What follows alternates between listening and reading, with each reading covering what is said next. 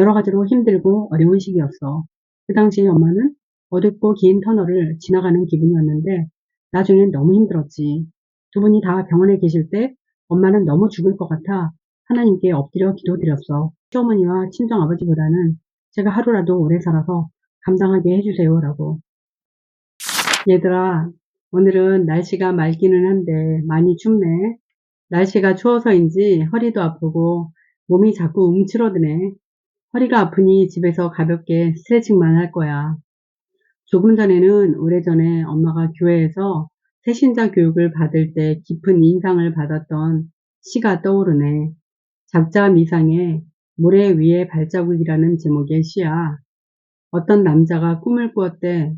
그 사람은 예수님과 나란히 바닷가를 걸었지. 그는 모래밭에 찍힌 두 쌍의 발자국을 보았어.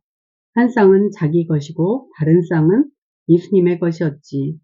그런데 계속 두 쌍의 발자국이 찍혀 있다가 자기 인생이 가장 힘들 때 한 쌍의 발자국만 찍혀 있는 거야. 그래서 그는 예수님께 물었어. 주님, 언제나 저와 함께 하신다더니 왜 제가 가장 힘들 때 제 곁을 떠나셨나요? 라고. 그러자 예수님은 대답하셨지. 얘야, 나는 너를 사랑하며 너를 떠난 적이 없단다. 내가 가장 힘들었던 고통의 순간 나는 너를 업고 걸었단다. 라고. 예수님은 엄마에게도 그런 분이셨어. 아들이 6학년이던데 너희 할머니에게 치매 진단이 떨어졌어. 엄마는 할머니를 모시는 너희 큰엄마께 뭐라도 도움을 드려야겠다고 생각했지. 다행히도 수녀님들이 아침부터 저녁까지 여러 가지 재미있는 프로그램으로 치매 어르신들을 돌봐드리는 치매 주간 보호소가 있다고 너희 막내 고모에게서 들었어. 자세히 알아보고는 거기를 다니실 수 있도록 해드렸지. 큰 집에는 생활비도 드리고 치매 보호소 비용도 우리가 냈어. 너희 큰엄마께서는 낮에는 손주를 돌보셔야 했거든. 6년 후에는 둘째 큰 집에서 내 할머니를 모시게 되었어. 거기서 1년 반이 지나니 너희 친할머니께서는 매우 편찮아지셔서 문신도 못하시고 가족도 못 알아보게 되셨지. 결국 가족 회의 끝에 요양병원으로 모시게 되었어. 우리 차례이기도 했고 그에 맞춰 너희 아빠가 당시 집행관으로 나가게 되어 요양병원비를 우리가 감당했지. 너희 친할머니를 우리가 당시에 살던 충주의 요양병원으로 모셨고 엄마 아빠는 매일 병원에 다녔어.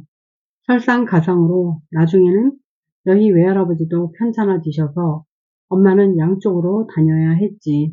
그때는 우리가 충주에 내려가 있던 때라 너희 외할아버지가 2달간 치료받으셨던 서울의 이대 동대문 병원까지 주 3회씩 직접 운전해서 다니기를 2달간 했더니 너무 힘들더라. 또 딸은 당시 고등학생이었는데 아토피가 심해서 학교 급식을 먹을 수 없어 도시락을 매일 싸줘야 했지. 여러 가지로 힘들고 어려운 시기였어. 그 당시에 엄마는 어둡고 긴 터널을 지나가는 기분이었는데 나중엔 너무 힘들었지. 두 분이 다 병원에 계실 때 엄마는 너무 죽을 것 같아 하나님께 엎드려 기도드렸어. 하나님, 제가 제 친정에서는 맏딸이고 시댁에선 시어머니 병원비를 저희가 감당해야 합니다. 그러니 시어머니와 친정아버지보다는 제가 하루라도 오래 살아서 감당하게 해주세요라고.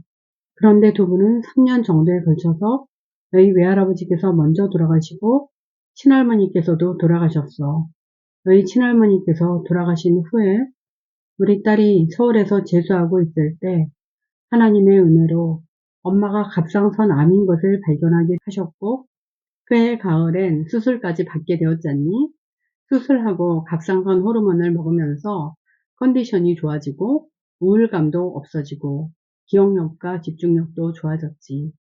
당시 그렇게까지 힘들었던 게 아마도 갑상선 암으로 인해 갑상선 기능 저하가 왔었기 때문인가 봐.